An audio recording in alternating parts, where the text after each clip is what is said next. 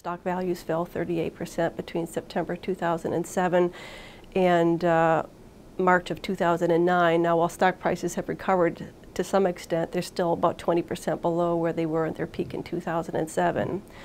Second, you have housing prices that fell 32% between 2006 and 2009, and lenders have filed more than 6 million foreclosures in the last 2 years. Thirdly, we have the gross domestic product fell by 2.6% in 2009, and unemployment has soared from about 4.5% in 2007 to 10.1% in October of 2009, and unemployment still remains high at about 9%. Finally, between 2008 and 2009, the average national wages fell about 1.5% in absolute terms, but they fell 6% compared to estimated wage levels without the recession. So of all of these factors, the drop in the real wages is really the biggest effect, has the biggest effect on retirement income. It's the big fish that got away. When wages fall, we earn less, we save less, and we lose the investment returns on those lost savings. Not well known is the effect of lower wages on Social Security benefits.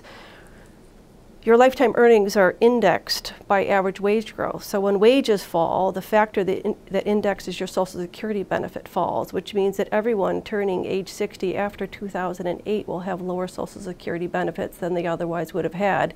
And that's true even for people who never lost their jobs.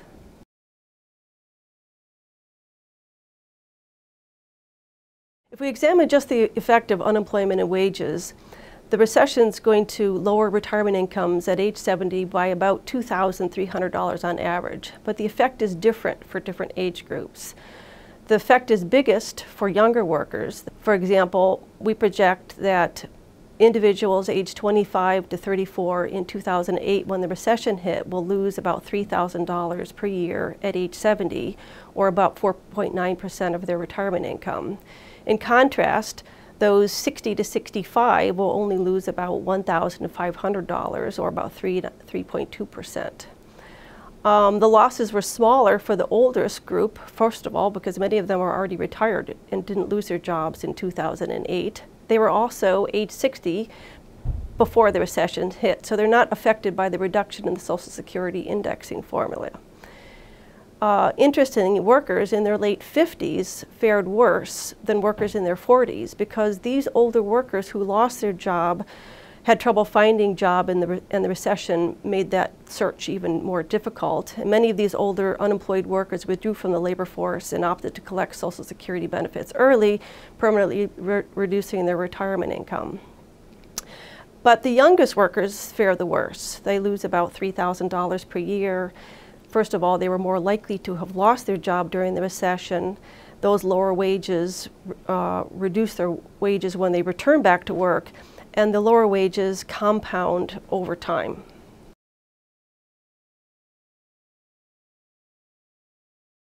Retirement income losses by family characteristics may not be what you'd expect.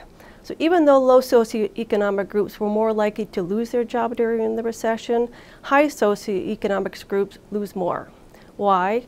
Well, the low socioeconomic groups, these are minorities, low educated, low wage workers, workers with few years of work history. They had, first of all, they had low earnings, they had little savings, and they had virtually no pensions to lose. In contrast, high socioeconomic groups, these are whites, high earners, workers with many years of experience. When they lose their jobs, they lose their high earnings, they lose their pension credits, they lose the investments returns on those savings they didn't make, and they also can spend down their accumulated savings to support consumption in the years when they are unemployed. So we estimate that the individuals in the top retirement income quintile will lose about $6,000 per year at age 70, while those in the bottom quintile lose only about $400.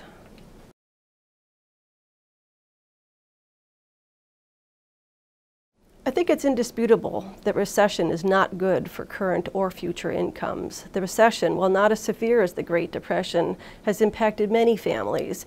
And it could have lasting effect on people's behavior and economic outlook, the same way the Great Depression permanently scarred my grandparents' generation. Strong future economic growth could ultimately wipe out many of those projected losses for younger workers.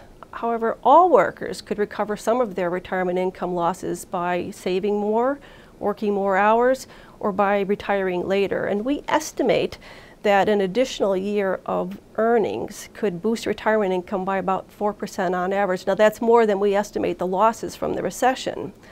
So the gains from work, and those gains from work are actually even bigger for low-income workers. Why do we see such gains? Well, if you work longer, you have an additional year of earnings. You increase your Social Security benefit. You get more years to increase your savings and pensions, and it also reduces the number of years that those retirement savings you have need to support.